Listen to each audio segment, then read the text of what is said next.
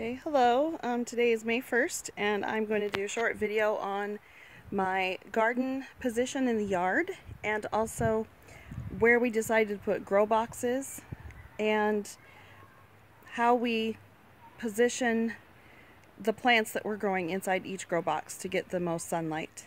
So the first thing we did was we spent a little bit of time, different times of the year before we started our garden, planning our complete yard layout, what we wanted eventually, because it was a work in progress. And at first it was nothing but a field of grass.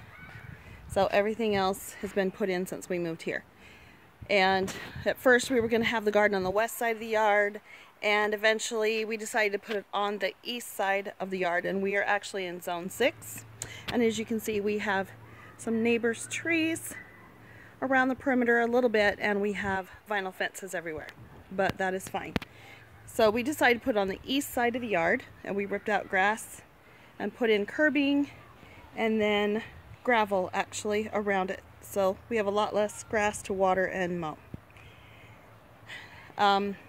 The fences don't seem to be a problem on the east side for our garden, and the trees don't really block much of the sunlight anyway.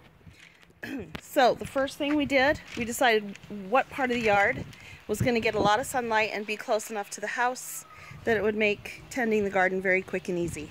And then I pulled out my trusty notebook, and I do this every year. I draw out the garden plans. I sketch it, and I move everything over one box from the previous year. So whatever was growing in box 5 last year is now moved to box 6. I do that every year, and then I plan where I'm going to plant everything.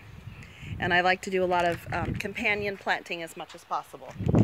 So you can get books on that. Okay, so our boxes, as you can see, this is the east side of the yard. The boxes actually run east to west. And I don't think it matters if they run north to south, east to west, ultimately, as long as you think about you want your taller plants to not block the sunlight from your short ones. So for instance, I have 7 grow boxes. Every one of my grow boxes eventually later in the season will have a trellis on the north side of each grow box. Okay, I don't have them up yet. There's nothing tall enough at the moment.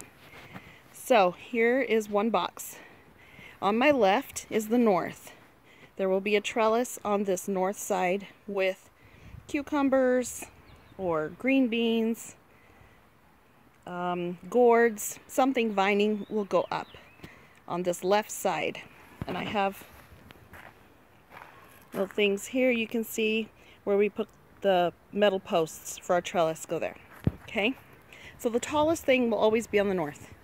Down the center of each and every box will be something medium size, and this one I put up the tomato cages so you can see that when I get around to planting them, tomatoes will go here down the center.